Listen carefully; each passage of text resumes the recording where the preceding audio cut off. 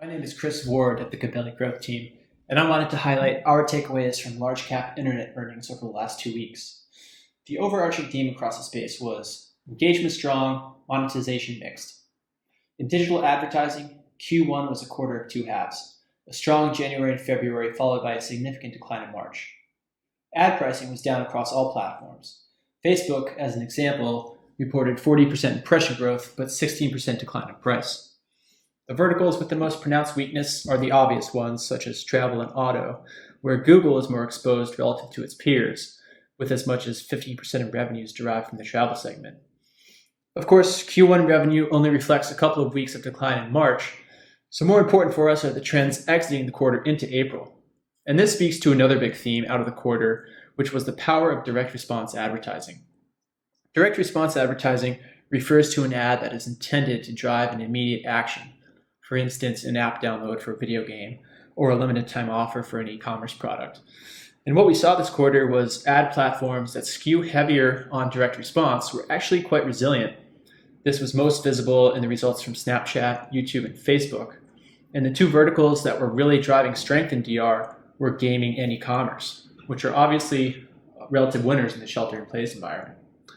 Lastly, Google management expects search to be one of the first ad channels to recover, given its ease of use and transparent ROI. We would extrapolate that further and say that we think this dynamic is true for all digital ad platforms. All in all, given the incredible demand shock to the economy, I think investors have to be impressed with how resilient digital ad trends were and continue to be. And that really speaks to the breadth of the advertiser base and also the auction dynamics and conversion-based pricing. Moving on to e-commerce. E-commerce saw surge demand from consumers stocking up on staples in March, partially offset by a decline in discretionary categories. Amazon's paid unit growth accelerated, but Amazon saw a commensurate acceleration in shipping costs.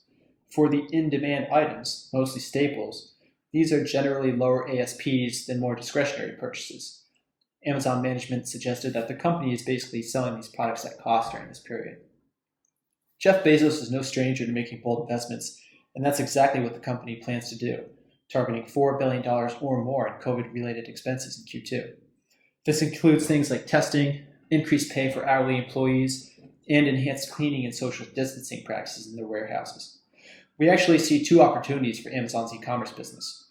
One is to grow Prime members. There's some third-party data that suggests this is occurring, and that's significant since Prime members have high lifetime value and spend on average twice as much as non-Prime members. But the other structural change to come out of this crisis is online penetration of the $800 billion grocery category, which currently stands at just mid-single digits. And lastly, streaming video. Netflix paid net ads of 16 million, or more than double management guidance of 7 million. Netflix does acknowledge that due to pull forward, paid net ads in the second half of the year could be lower on a year-over-year basis. Still, we think this is a meaningful development for Netflix. The faster Netflix can add subs, all else equal, the higher the net present value of the stock. There are ongoing concerns around studio production being shut down indefinitely. While this is negative on an absolute basis, we think this is positive for Netflix on a relative basis. Netflix has a content pipeline to last through 2021, and they can always enhance this pipeline with licensed content. Additionally, they have a vast content library of which most subscribers have not fully explored, so they can always resurface older but still high quality content to its members. And relative to competitors who are facing headwinds from declining TV advertising revenue, Netflix is seeing increased revenues, which will enable them to fund their impressive content budget.